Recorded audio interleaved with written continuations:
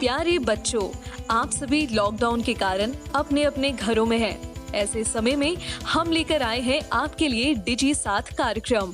इसके माध्यम से आप प्रत्येक दिन सोमवार से शुक्रवार तक पूर्वाह्न 10 से 12 तथा अपराह्न 1 से 2 बजे तक अपने अपने कक्षाओं के अनुरूप कार्यक्रम देख सकेंगे। स्कूली शिक्षा एवं साक्षरता विभाग, झारखंड। नमस्ते दोस्तों, आप सबका झारखंड सरकार के डीजी साथ प्रोग्राम में स्वागत है। आइए देखते हैं कि आज हम क्या पढ़ेंगे। हम एपिसोड की शुरुआत कक्षा 12 के रसायन विज्ञान के अध्याय general principle and process of isolation of elements को पढ़ेंगे, साथ साथ इन पर आधारित प्रश्नों को भी करेंगे। ठीक इसके बाद क्लास 12th में ही बायोलॉजी के चैप्टर वंशागति तथा विविधता के सिद्धांत को पढ़ेंगे, साथ साथ इन पर आधारित प्रश्नों को भी करेंगे। तो आइए शुरू करते हैं हम अपना प्रोग्राम डीजी साथ। अब पढ़ाई नहीं रुकेगी।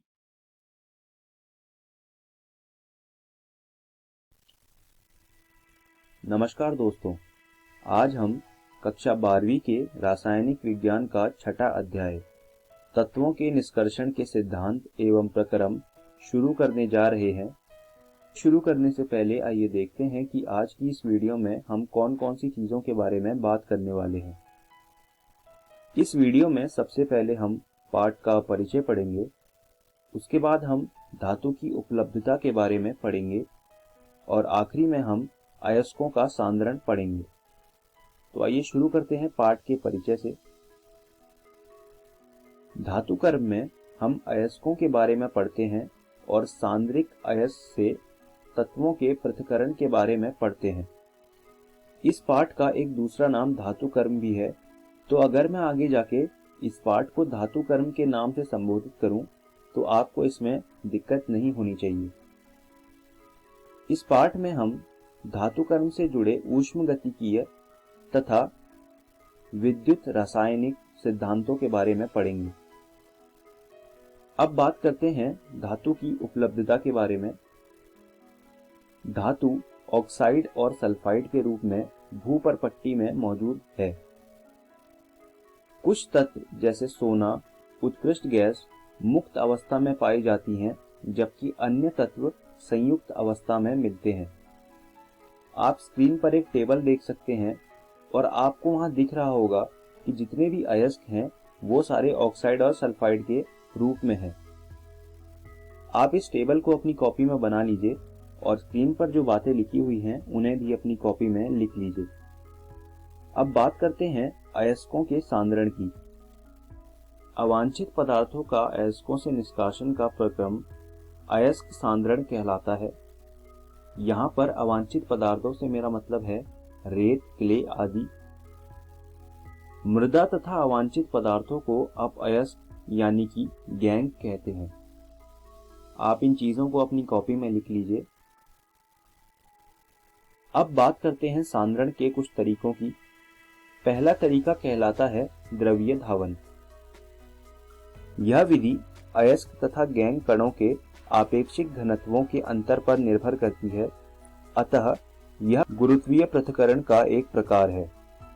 इसी प्रकार के एक प्रक्रम में चूर्णित अयस्क को ऊपर की ओर से बहती हुई जल की धारा से धोया जाता है, जिसके कारण हल्के गैंग के कण जल के साथ बहकर निकल जाते हैं और भारी अयस्क के कण शेष रह जाते हैं। तो यह होता है द्रवीय धावन। आप इस चित्र को अपनी कॉपी में बना लीजिए और जो मैंने आपको बताया है वो अपनी कॉपी में लिख लीजिए। अब बात करते हैं दूसरे तरीके की, जिसे कहते हैं चुंबकीय पृथक्करण। यह विधि अयस्क के घटकों में चुंबकीय गुणों की भिन्नता पर आधारित है। यदि अयस्क या गैंग में से कोई भी एक चुंबकीय क्षेत्र की ओर आकर्षित हो सकता है, तब इस प्रकार से पृथक्करण किया जाता है। आप देख सकते हैं एक चुंबकीय रोलर लगा हुआ है और ऊपर से हम अयस्क को नीचे गिरा रहे हैं। होता क्या है, जो भी चुंबकीय क्षेत्र की ओर आकर्षित हो सकता है वो रोलर के साथ चिपक कर पीछे की तरफ आ जाएगा और जो अचुंबकीय होगा वो आगे की तरफ आके गिर जाएगा। इस तरह से हम पृथक्करण कर सकते हैं। तो यह होता है चुंबकीय पृथक्करण। इसके बाद बात करते हैं फेन प्लवन विधि की। यह विधि सल्फाइड अयस्कों को गैंग से मुक्त करने के लिए प्रयुक्त होती है। इस विधि में चूर्णित अयस्क का पानी के साथ निलंबन बना लिया जाता है। इसमें संग्राही तथा फेन स्थायीकारी मिला देते हैं। संग्राही अयस्क कणों की अक्लेदनीयता को बढ़ा देते हैं तथा फेन स्थायीकारी फेन को स्थायित्व प्रदान करते हैं। इसके बाद हम घूर्णी शेपनी को घुमाते हैं। उसको घुमाने के कारण फेन बनता है जिसमें अयस्क के कण एकत्र हो जाते हैं। फेन हल्का होता है जिसे मथकर निकाल लिया जाता है।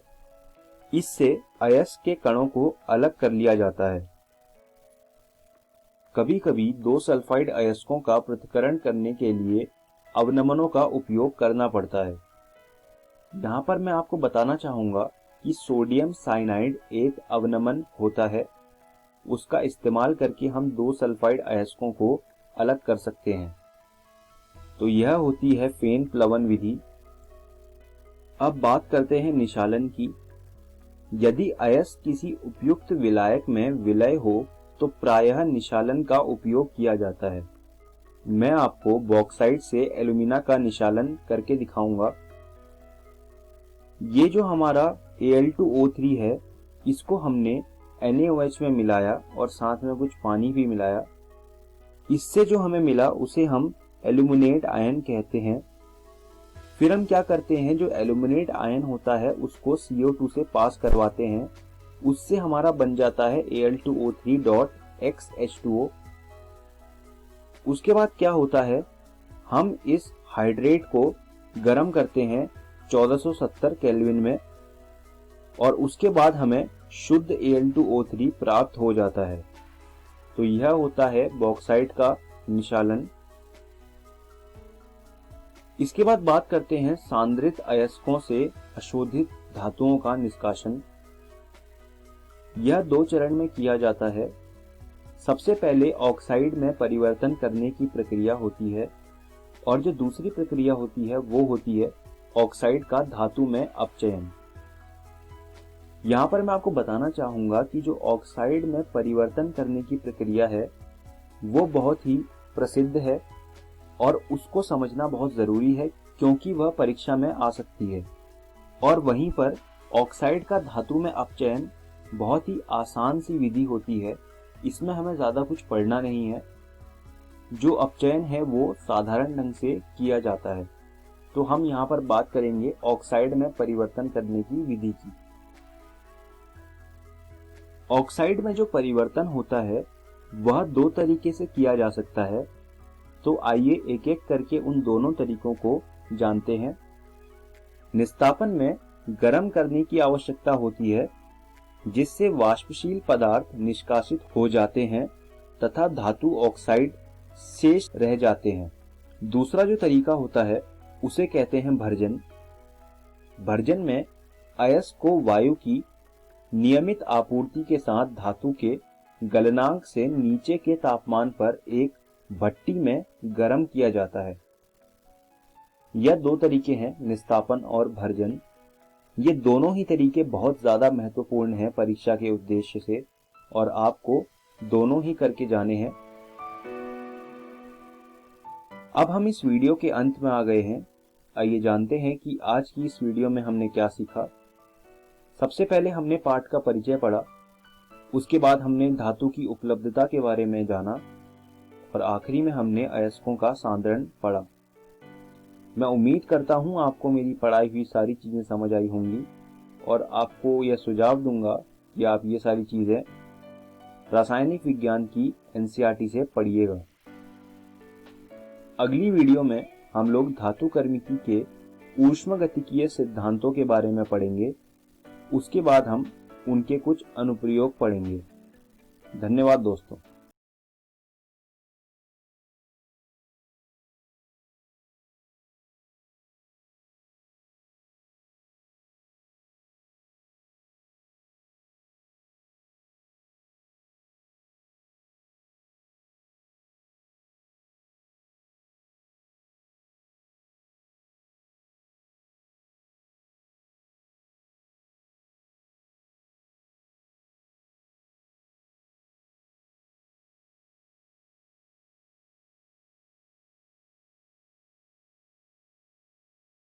हेलो दोस्तों, जीव विज्ञान की इस वीडियो में आपका स्वागत है। आज भी हम आपके अध्याय वंशागति तथा विविधता के सिद्धांत को जारी रखेंगे। पिछली वीडियो में हमने मेंडेलियन सिद्धांतों के अपवाद और दो जीनों की वंशागति को समझा था। इस वीडियो में हम वंशागति का क्रोमोसोम सिद्धांत, सहलग्नता और पुनर्योजन, बहुजीनी वंशागति और बहुप्रभाविता पर चर्चा करेंगे। तो चलिए शुरू करते हैं। मेंडल के कार्य को अस्वीकृत कर दिया गया। अब दोस्तों, मेंडल ने अपना कार्य 1865 में प्रकाशित किया और उस कार्य पर कई लोगों ने ध्यान नहीं दिया, और जिन्होंने उस पर ध्यान दिया उन्होंने उसे कम आंका या उन्होंने उसे गलत कहा। अब इन सब चीजों के होने के कुछ कारण थे, जैसे कि उन दिनों संचार आसान नहीं था और उनके काम को व्यापक रूप से प्रचारित नहीं किया जा सका।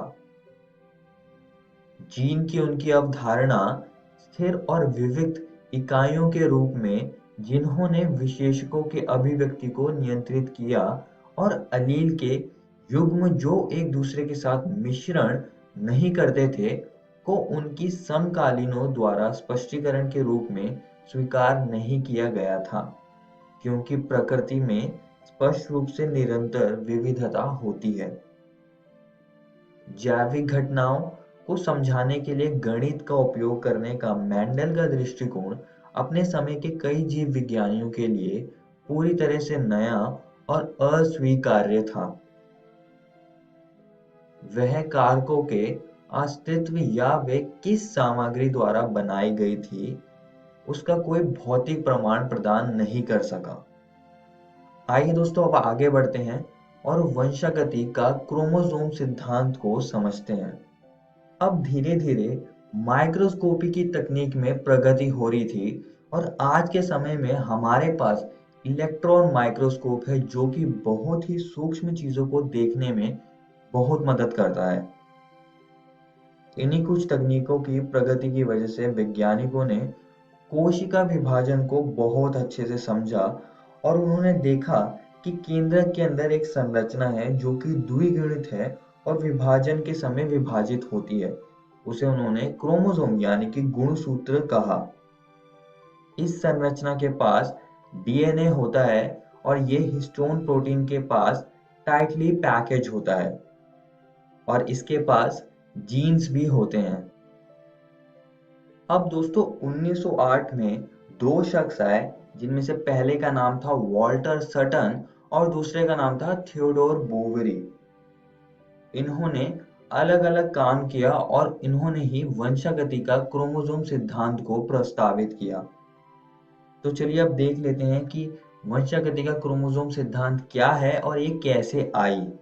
अब जो वॉल्टर सटन थे, जो कि एक जेनेटिसिस्ट और फिजिशियन थे, ये शख्स टिड्डे पर काम कर रहा था और इन्होंने पाया कि गुणसूत्र जोड़ों में होते हैं और मियोसिस के समय अलग अलग हो जाते हैं।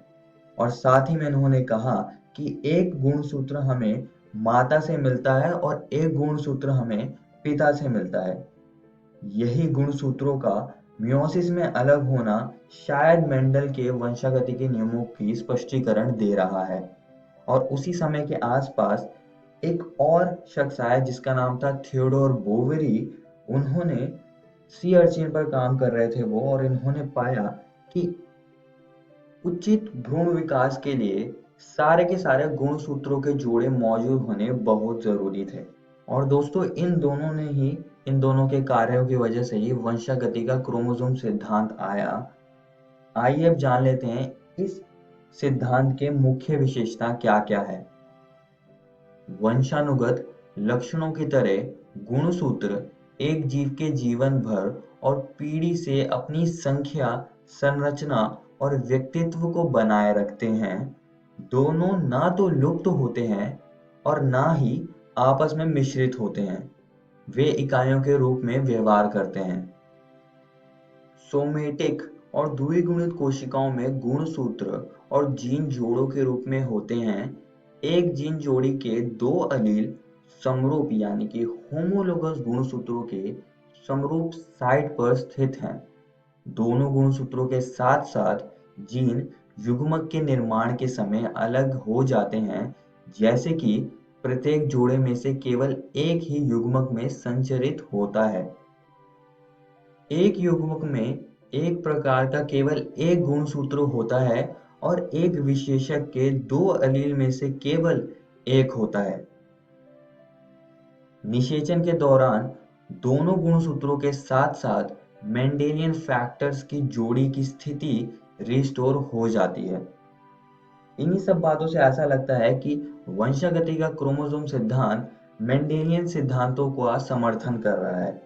मगर वंशागति का क्रोमोसोम सिद्धांत सही है या गलत है ये किसने बताया? तो फिर बाद में एक और शख्स आया जिसका नाम था थॉमस हंट मॉर्गन। ये एक वैज्ञानिक थे जिन्होंने एक मक्खी पर काम किया जिसका नाम था ड्रोसोफिला मेलानोगेस्टर, और इन्होंने बताया कि वंशागति का क्रोमोसोम सिद्धांत एकदम सही है। आइए अब आगे बढ़ते हैं और सहलग्नता और पुनर्योजन को समझते हैं। अब यहाँ पर दो शब्द है, सहलग्नता और पुनर्योजन, तो हम इनको एक एक करके समझेंगे।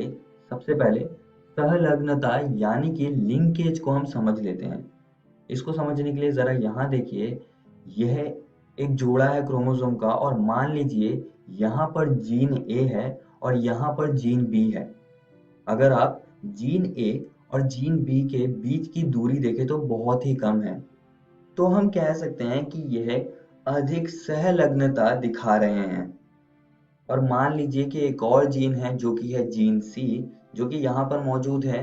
अब अगर आप जीन ए और जीन सी की बीच की दूरी देखें तो वो बहुत ही ज्यादा है, तो हम कह सकते हैं कि यह कम सहलग्नता दिखा रहे हैं। यही सहलग्नता यानी कि लिंकेज है, जो कि दो जीनों का भौतिक संयोग या जुड़ा होना दिखाता है। आइए दोस्तों पुनर्योजन को समझ लेते हैं, जिसे हम अंग्रेजी में रिकॉम्बिनेशन कहते हैं। ये अजनकीय जीन संयोजनों के उत्पादन है। सरल शब्दों में उन संतति का बनना जिनमें कि अजनकीय जीन संयोजन होंगे रिकॉम्बिनेशन या पुनर्योजन कहलाता है।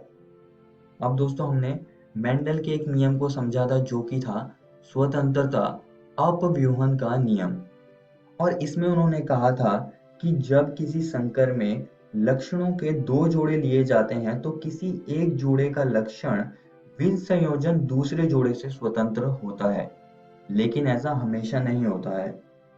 इसको अच्छे से समझने के लिए आप यहाँ देख सकते हैं, यहाँ पर मैंने एक क्रोमोसोम यानी कि गुणसूत्रों को दिखाया हुआ है। यहाँ पर एक जीन है और यहाँ पर एक और जीन है।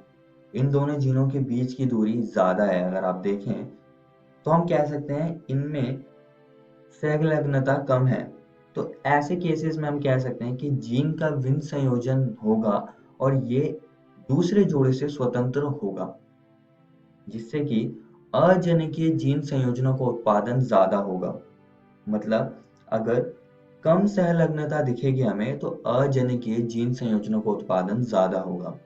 और दूसरी ओर अगर मैंने यहाँ पर एक जीन दिखाया और यहाँ पर एक और जीन मैंने दिखाया तो यह अधिक सहलग्नता दिखा रहे हैं, तो इस केस में जीन का विसंयोजन शायद नहीं होगा और इस वजह से अजनकीय जीन संयोजनों का उत्पादन कम होगा। तो ये चीज आप सभी को याद रखनी है।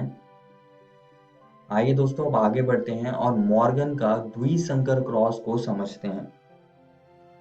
अब मॉर्गन ने भी द्विसंकर क्रॉस कराया था और ये क्रॉस मेंडल के द्विसंकर क्रॉस के समान था।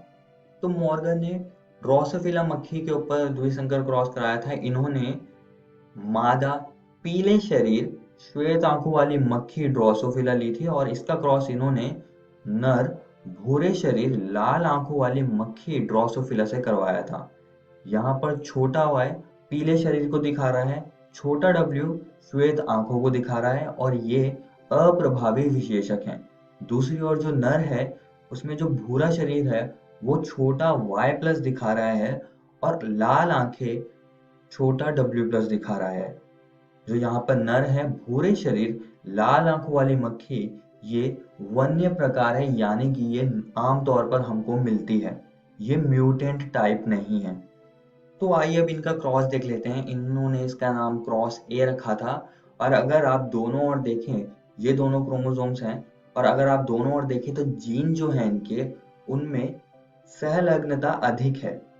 तो अब देख लेते हैं F2PD में क्या आया है। F2PD में जो मॉर्गन को परिणाम मिला था वो था कि जनकीय प्रकार के संतति थी 98.7% और पुंज संयोगी प्रकार की संतति थी 1.3%। और इससे कहीं ना कहीं यह पता चल रहा है कि यहाँ पर शायद अधिक सहलग्नता की वजह से जीन विसंयोजित नहीं हुए, जिसकी वजह से पुंज संयोगी प्रकार कम हुआ। और इन्होंने एक और क्रॉस करवाया था जिसका नाम था क्रॉस बी। इन्होंने श्वेत लघुपंख मादा के बीच में कराया था, वन्य प्रकार के साथ इन्होंने क्रॉस कराया था। और इसके बाद जो F2PD मिली उसमें जो जनिकीय प्रकार के संतति थी वो थी 62.8%। पुंज संयोगी प्रकार थे 37.2%। तो कहीं ना कहीं यहाँ पर अगर आप क्रॉस को देखें तो जो जीन है उनके बीच में दूरी ज्यादा दिख रही है हमको। तो इससे हम कह सकते हैं कि इनमें सहलग्नता कम थी, जिस वजह से शायद जीन विसंयोजित हो गए और यहाँ पर रिकॉम्बिनेंट टाइप ज्यादा मिले हमको। और मैं आप सभी को एक और बात बताना चाहता हूँ कि अगर हम द्विसंकर क्रॉस कराते हैं और मेंडल को हम फॉलो करते हैं यहाँ पर, तो हमको क्या रेशियो मिलता है। ये वाला रेशियो मिलता है हमें, फिनोटाइप अनुपात जो मिलता है 9:3:1। लेकिन यहाँ पर मॉर्गन को इस द्विसंकर क्रॉस में थोड़ा सा अलग मिला, तो वो चीज हमको यहाँ पर नहीं मिली। तो कहीं ना कहीं यह पता चल रहा है कि जो मॉर्गन का द्विसंकर क्रॉस था वो मेंडल के स्वतंत्रता अपव्यूहन का नियम को फॉलो नहीं कर रहा था, क्योंकि अगर वो फॉलो कर रहा होता हमको यह अनुपात मिलता। आइए दोस्तों अब आगे बढ़ते हैं और बहुजीनी वंशागति को समझते हैं। जो विशेषक सामान्यतः 3 अथवा अधिक जीनों द्वारा नियंत्रित होते हैं, इन्हें बहुजीनी लक्षण कहते हैं और यही बहुजीनी वंशागति करते हैं। बहुजीनी विशेषक में फिनोटाइप में प्रत्येक एलील का अपना योगदान होता है, अर्थात प्रत्येक एलील का प्रभाव योजी होता है। इसको सबसे अच्छे समझने के लिए हम एक उदाहरण से इसको समझेंगे, जो कि है ये परिवार। अगर आप इस परिवार में देखें तो जो त्वचा का रंग है वो सबका अलग अलग दिख रहा है। कोई यहाँ पर काला है, कोई सांवला है और कोई यहाँ पर गोरा है। तो ये इसका बहुत अच्छा उदाहरण है। और अगर हम इसको थोड़ा विस्तार से देखें तो मान लीजिए कि बड़ा ए, बड़ा बी, बड़ा सी, ये जो एलील हैं ये मानव में त्वचा रंग को नियंत्रित कर रहे हैं और ये प्रभावी हैं, जो कि गहरा त्वचा रंग का लक्षण दिखा रहे हैं। और दूसरी ओर एलील छोटा ए, छोटा बी, छोटा सी, ये अप्रभावी हैं और ये हल्का त्वचा रंग का लक्षण दिखा रहे हैं। तो अगर किसी व्यक्ति के पास प्रभावी एलील होंगे जैसे कि बड़ा ए, बड़ा बी, बड़ा सी, अगर ये प्रभावी एलील होंगे तो उसका रंग गहरा होगा। और अगर किसी व्यक्ति के पास सारे अप्रभावी एलील हैं जैसे कि यहाँ पर है, तो उसका रंग हल्का होगा। और अगर किसी व्यक्ति के पास ये दोनों ही एलील हैं तो उसका रंग इंटरमीडिएट यानी कि इन दोनों के बीच का कुछ होगा, जैसे कि सांवला यहाँ पे हम कह सकते हैं। आइए दोस्तों आगे बढ़ते हैं और बहुप्रभाविता को समझते हैं। एक एकल जीन अनेक दृश्य प्रारूप यानी कि फिनोटाइप लक्षणों को प्रकट कर सकता है। ऐसे जीन को बहुप्रभावी जीन कहते हैं और यही जीन बहुप्रभाविता करते हैं। इस वीडियो में हमने वंशागति का क्रोमोसोम सिद्धांत पढ़ा, जिसमें कि हमने कुछ वैज्ञानिकों के बारे में पढ़ा और देखा कि ये कैसे आया, और साथ ही में हमने सहलग्नता और पुनर्योजन को भी समझा, और हमने बहुजीनी वंशागति, और आखिरी में हमने बहुप्रभाविता पर चर्चा करी। और दोस्तों मैं आप सभी को एक और बात बताना चाहता हूँ कि आज हमने आपकी एनसीईआरटी किताब के इन टॉपिक्स को खत्म कर लिया है। आप इनको जरूर घर से किताब से पढ़कर आइएगा। अगली वीडियो में हम लिंग निर्धारण और उत्परिवर्तन यानी कि म्यूटेशन को समझेंगे। धन्यवाद।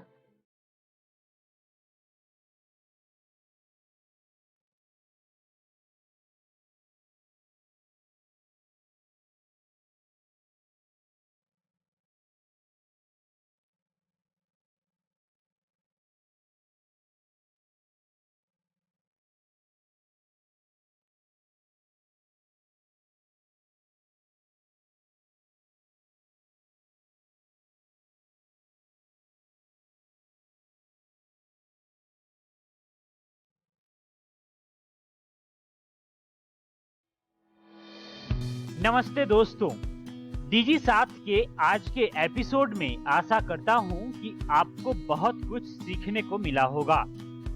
आइए देखते हैं कि आज हमने क्या पढ़ा। आज हमने क्लास 12th में केमिस्ट्री के chapter general principle and process of isolation of elements को पढ़ा, साथ साथ इन पर आधारित प्रश्नों को भी किया। ठीक इसके बाद क्लास 12th में ही बायोलॉजी के चैप्टर वंशागति तथा विविधता के सिद्धांत को पढ़ा। एक जरूरी सूचना, इस एपिसोड को जो अभी आपने देखा, इसका पुनः प्रसारण YouTube पे किया जाएगा इकोवेशन के चैनल पर ठीक 3 बजे। तो यदि आप अपने दोस्तों के साथ भी ये एपिसोड शेयर करना चाहते हैं या पुनः देखना चाहते हैं तो YouTube पर डीजी साथ इकोवेशन सर्च करें और आप इस वीडियो तक पहुंच जाएंगे। धन्यवाद दोस्तों।